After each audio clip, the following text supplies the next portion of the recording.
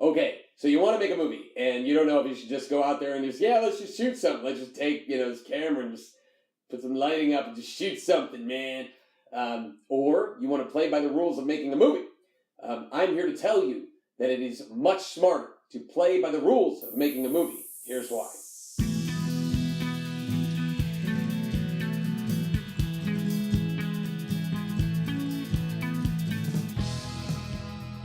There's a great scene in the movie Hoosiers with Gene Hackman where the team is kind of like used to playing in these small stadiums, and suddenly they make it to the Nationals, and they're intimidated. Just stepping on the court, and they see this gigantic stadium, and they're like, yeah.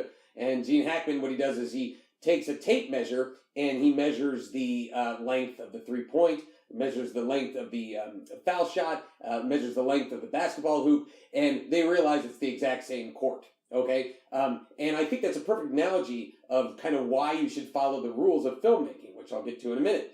The analogy being when you're following the rules on a small level, you have a $20,000 feature that you're shooting, and it's super tight, and and you're following those rules. Is that when you get to the major leagues, you get to the NBA or whatever it is, the NFL, the big stadiums, okay, you are playing by the exact same rules. You don't get there and you go, oh, wait, how do I play this? Like, meaning, if you were playing basketball, let's bring it back to basketball, and you're just kind of throwing the ball around and taking it and just running with it, pushing people down, and then suddenly, yeah, all right, now you get to play in the NBA, and you go, I don't actually know the rules on how to do this. So I am here to tell you that the best thing to do is play by the rules of making a movie, okay? Which means that there is kind of a hierarchy on set. There's a method of operations on set, okay? And there's certain things and certain rules that you have to follow, okay? One of the things is that the director is the king or queen, okay? The director is the person that you're going to get all your cues from. Now, I'm saying this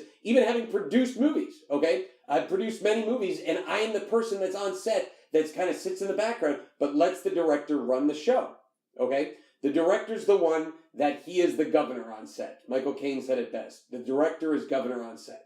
Okay, now, the assistant director is going to be the person that's kind of running the show as far as, okay, let's get everybody to set, let's get it set up. Okay, a lot of times the assistant director will call action, okay? So if you're watching this video and you're the director, you have to know that you've got to run everything. Okay, and now maybe you have a small movie and you don't have an assistant director. Okay, but you're the person that has to have the vision. You're the person that everybody's going to look to. Okay, now when somebody shows up and says, what are you guys doing out here? I want to see permits. Then they come to the producer. Okay, and then I handle that. And then I take care of that.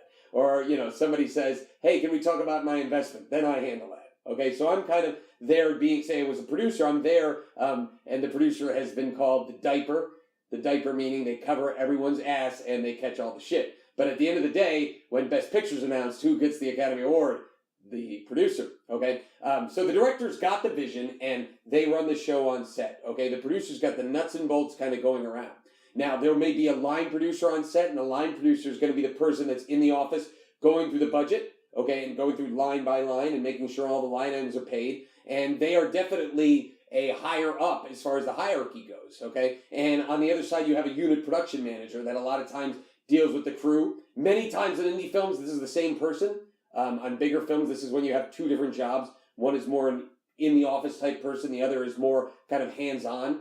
When you're shooting in a location, a lot of times you want a UPM from that location so that they know the crew from the location. A line producer could be from outside or Los Angeles, and you're going to New Orleans to shoot. You want a UPM from New Orleans that knows the crew has the relationships, okay?